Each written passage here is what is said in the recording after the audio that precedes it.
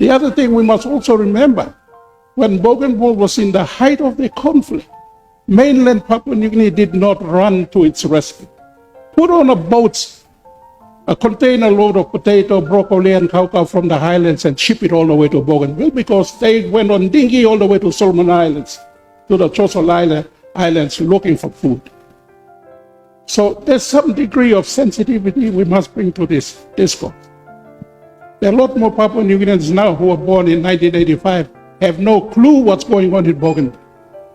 There's also a good proportion of our parliamentarians have no institutional knowledge about Bougainville.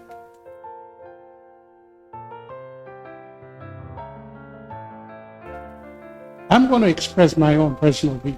This is not the Junction Eastern Highlands view. These are purely my own views. I think what's before Parliament today, as we speak, is the issue of the referendum. If we focus too much on the peripheral issues, the fear that Bougainville goes down the road of independence, all of a sudden the island will be transferred into a suitcase and taken in a plane and disappears. It's not going to happen like that. Bougainville will still remain a strategic interest for Papua New Guinea. I think that we all must understand. Some of the issues that we are going to be inundated with prior to you people going back to Parliament and presenting your views will be the issues about autonomy. What degree do you go? How far can you go in terms of fiscal authority, taxation, how to raise money? It's not only a question for Bougainville, it's also a question for the 22 other provinces as well. And at this point in time, at this critical juncture, my view is that this Parliament should allow the referendum to proceed to Parliament in its original form. And I want to just throw a word of caution. If you deny the referendum, you have to go back to the Bougainvilleans on the island and apologize to the youngest, to the oldest. You're going to apologize to the Piginini, Yambla Man, Yambla Piginini. Don't forget, when the conflict started in 1985, here we are 40 years later, 1985. The first 20 years, no Bougainvillean went to school who was born in 1985, who was of school age. That's something we all must not forget. The other thing we must also remember, when Bougainville was in the height of the conflict, mainland Papua New Guinea did not run to its rescue. Put on a boat, a container load of potato, broccoli, and cacao from the highlands and ship it all the way to Bougainville, because they went on dinghy all the way to Solomon Islands, to the Chosul Islands looking for food. So there's some degree of sensitivity we must bring to this discourse. There are a lot more Papua New Guineans now who were born in 1985 have no clue what's going on in Bougainville. There's also a good proportion of our parliamentarians have no institutional knowledge about Bougainville. It's just a passing comment. So, esteemed colleagues, my message to you guys is this. If you procrastinate, or let me say it this way, procrastination is not a policy. You have to do something as sensible leaders of Parliament. The onus is yours. When you get back, you have to go and emphatically tell the Parliament this is what it is. I think the first thing you ought to do, and you have to show compassion to the people of Papua New Guinea and to the greater Papua New Guineans that we are, that you are men enough to accept the referendum. Bring the referendum on and accept the results of the referendum. The issue of independence is not going to be resolved the moment you guys accept the referendum. It is a long process. How it was, it requires good leadership from you lot to go and sit down with our counterparts in Bougainville. And we'll brought up immediately. People go sit down with them more and articulate. The other problem we seem to have since the problem first started in 1985 and coming up to 2002 when I was in Parliament, we have a very dismal record in attending to Bougainville issues. Like in Manilo Road, you guys are too slow. Or like in Manilo School, you guys are too slow. There's no sensitivity towards the Bougainville cause. So the longer it persists, the gulf between the Bougainvilleans and Papua New Guineans is wider. How do you bridge that divide? All Mantuya, all Salo Wokata, only got family too. I don't think it's the intention to break away. Intention blown is a culmination of so many unresolved issues which the buck should stop at Parliament because of our insensitivity. Now, something, my esteemed colleagues, I want to say this. This is a different country now, Papua New Guinea today. It's not the same. There's not a national conversation about who we are as Papua New Guineans. We are so fractured. And I'm happy to tell you people, we are so fractured. We have become little tribes trying to run this country. And you play, from where I stand, I've been watching you. Just look at the way you appropriate money, your development grants. Certain provinces getting all the money and the rest of us are getting peanuts. How do you propose to control Bougainville when your attitude is like this? This is not a tribal country. It belongs to all of us. The moment you sit down, go and think, and try and resolve some of these issues, and it starts with Parliament. You must be united as Papua New Guineans. There must be equity in the way you do things. Bougainville remains an integral part of PNG. It's not a sideshow. It's not a periphery. It's a critical thing. And Sepuka talks straight. Bougainville is an existential threat. But let's not fear the referendum. If you delay and procrastinate, you might as well, all of you, the 122, 119 of you, jump on the plane and go to Bougainville, start from Small Buka, go down to Buin, and apologize to every one of you. People go talk so long. The onus is on you. I'm not going to dwell too much into the peripheral issues because it's going to affect the country. I think as parliamentarians, as leaders, the onus is on you people to make the right decision. And that is first and foremost, accept the referendum. Your message to the Prime Minister is to bring the referendum to Parliament, have a debate on it, accept the results of the referendum. After you accept the results, there won't be any independence tomorrow. They're not going to drift away. It is up to you guys to work, and you've got to earn their respect. And it means if you make commitments to help Bougainville, be serious. Because starting in 2002 or up to now, it's about 30 or 40 years, I have not seen any genuine empathy for the people of Bougainville. My lasting comments before I leave is this. Our government is having a hard time trying to look after the entire country. That's a fact. It's having a difficult time trying to please everyone and trying to resuscitate Bougainville or trying to acquiesce to Bougainville. That's a difficult act for them. I'm from the Eastern Islands. I don't know what happens in Western Islands and out. You bless them. You are running governments, so you bless them. I don't have to go in there. But I'll be honest. Also, people, brother, and I'm talking to politics cannot be tribal. It must be based on equity, love, empathy, respect. We all Papua New Guineans. And if you have that mentality, I'm pretty sure, I'm confident you can solve the Bougainville. This idea that they will be independent, it's a fear that you may cultivate. It's the way we talk about. The other thing, Papua New Guineans need to be educated. Who Bougainvilleans are? Just briefly, 1985, conflict there started. 1965, when Bougainville started operation, there was only one mine in Papua New Guinea, the entire nation. 40% of GDP came from only one mine. Now we got a Muslim mine.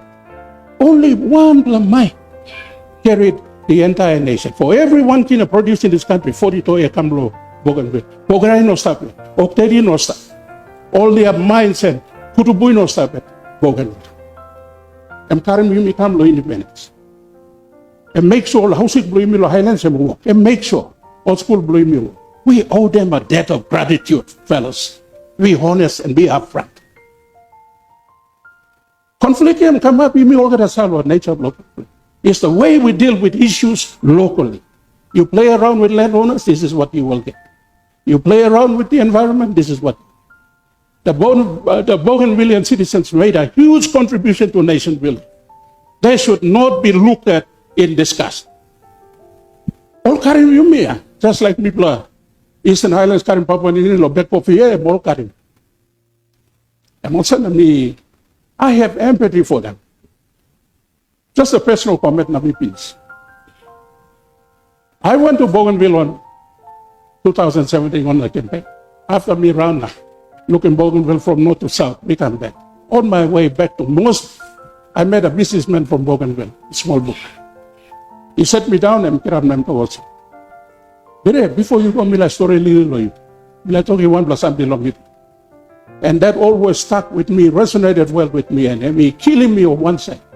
I'm told, time conflict started, I'm told, you stop with. That's what he asked. You stop with. You can sell him some banana, na tapioca, na cocoa. You know, sir. All the recipes I come here. Man, you know, I put in some black cocoa, sip, na salim kam small book. Na mi black sim na salim go down all family guy. You play a rich country, yeah, mainland. You play me, na black carab, dingy, na mi black cocoa, talo some on islands. Na mi black cocoa, boost banana, na boost tapioca.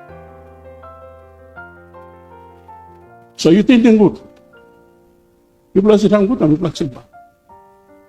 There's an emotional cost for this conflict that must not be overlooked.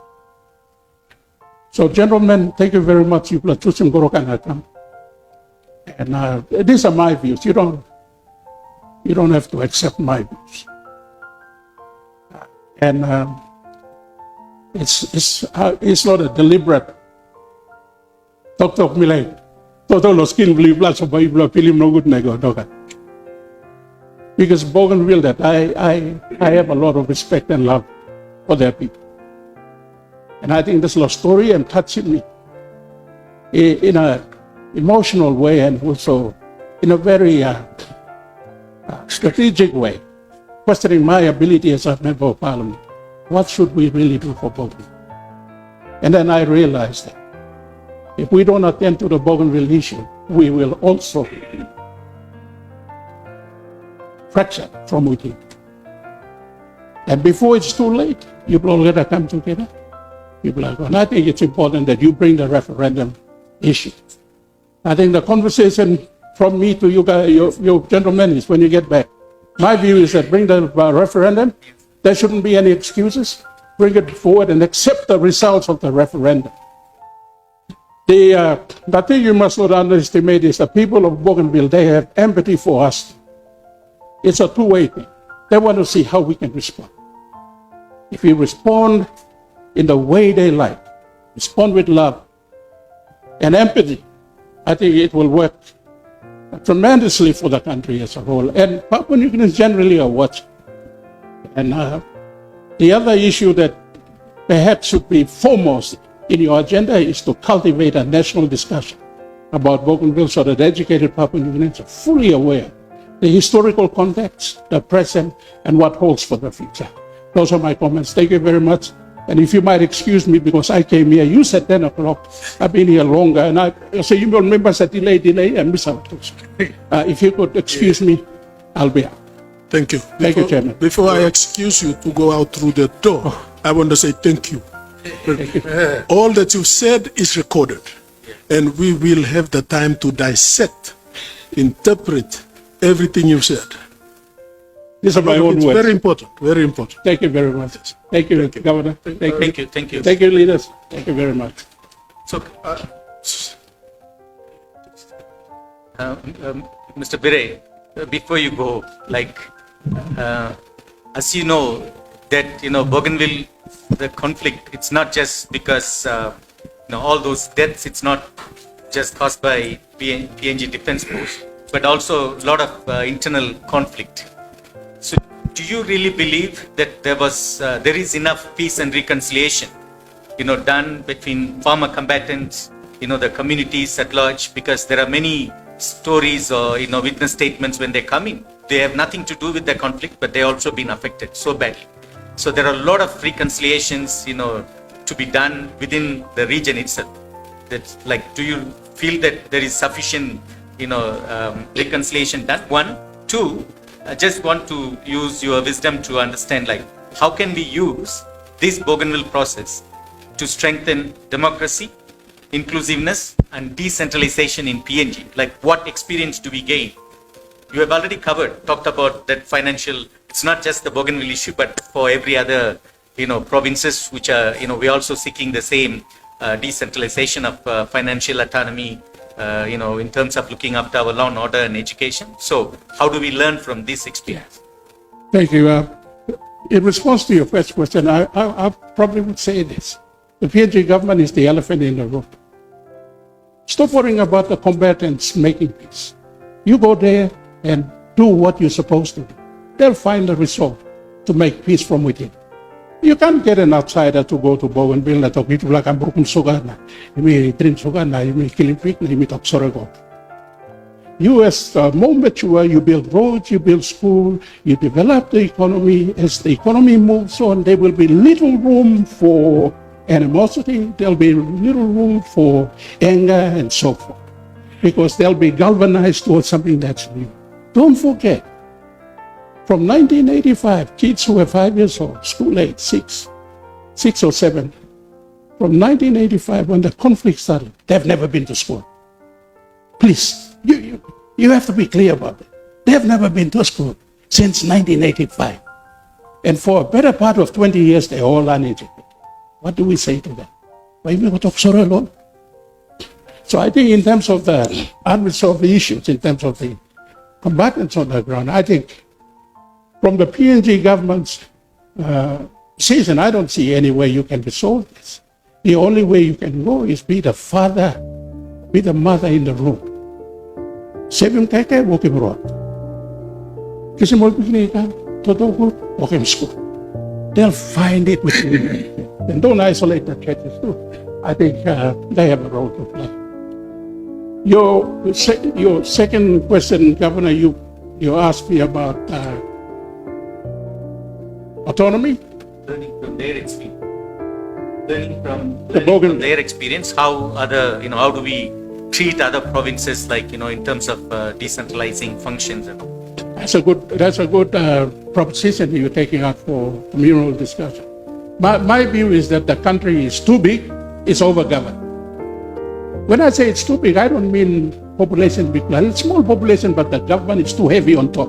We've got 3 tiers of government. President Blow, provincial government, he spoke about the funding he's not getting. And that's something you guys haven't resolved. And you can resolve that through autonomy, giving them financial powers. The fiscal envelope has to be widened enough. But the other thing you have is the burden of governance is too high. You've got so many provinces, small island, close to 9 million population, small island. Some of them should be amalgamated. Eastern Islands should go back and get Simbo and become one province. Hela and Enga and the Southern Islands should be one. Why are you guys splitting up? So we cut down the bureaucracy. So you got legal cost on administration. And then we go back to the Australian system. We have not resolved the provincial government system. It's still unconstitutional. It functions in name only. But in terms of autonomy, power no got it. If you give Governor Ipatas to make all the laws that he needs to make in terms of mining, distribution of wealth, royalty, there you go. That's the way. We should not fear. Government should still collect company tax. But in terms of these other taxes, it should be collected from the source. Give them the autonomy. Let them decide how they can run the country, a share of the GST. So the lesson going forward is that we've got too many small countries in one big country. You belong to the country, Enga your country, Eastern Islands country, Western Islands some country. We've got to start thinking about doing things differently. Have a good look at the provincial government. It must not be missed on everyone in this room. Total independence, yeah. You don't know something. Bougainville started it in the late 60s. Although online chairman, parliamentary committee chairman, online blood all started. We'll call him Matangren Association. Although I'm independent. There's a great gentleman by the name of Matthias Tolim. And then he goes aside from me to Blapukalo, Central Province. He comes from Stromla Mary, Josephina Baija, and leader of Papua, Besenambu, and he wants to cut up the half country from Papua. So this thing is not new. But if you can look at the autonomy in terms of governance, and then you can work from there, I think our people are mature enough. The cost of bureaucracy shouldn't be too big. It's heavy-handed top. And the District Development Authority too is something that you guys will have to review because it's unconstitutional. If you have to use Bougainville as a launching pad to fix all the problems in Papua New Guinea, you have to look at these arrangements of government. That's number one. And finally, just to give you something to think about before you go back to Port Moresby. We can't continue with a unicameral system of government. You plus have a cabinet, na you plus have one blah party, na you plus have a parliament, na you plus put in bill, plan appropriation, na you plus running country, yeah? Why can't we have another chamber called a Bire Kimisopa chamber? 2 chambers so we can vet all the appropriations, please. So that there is fairness and equity in the way we do things. Right now, you play it, yeah? You play one party controlling country. You plus have a cabinet, you plus have a parliament, you plus put in budget, you play it approving. You have the numbers. You don't have another oversight. That's something, if you want to save this country in terms of going forward. And when you discuss autonomy, you cannot discuss autonomy without parliamentary democracy as well. And I think some discussion has to be focused on the kind of parliament we ought to have. 50 years now, we're not going to persist with a broken system. So these are my few comments. Thank you very much. Please don't ask me another one because I'm just last one. Additional house, is it not over-governed? Are we not going to spend more money? Talking about additional house. Of course, I understand fairness and equity. Yeah, you got all the 22 or 23 governors. So you take the governor for Southern Islands, the governor for, and put them up in the upper chamber. So you save money that way. So they have a different seating arrangement. You pass your budget, or including you, I forgot, you should be up there as well. So you play triple sit on top now, online na blow, say play money, or selling budget come, you blow. Some passing blow stealing money, go say you blow stopping la hap. Selling budget go back and go. I think we've got to be mature and think like that. That way you'll save problems from coming out later. On money, total money that's all. You blow remember musician money. And total blow you blow us, money that's. You know, total one block plus some people, okay? Monitas. And that's all. Thank you. Thank you, Bire. You are granted leave of absence now.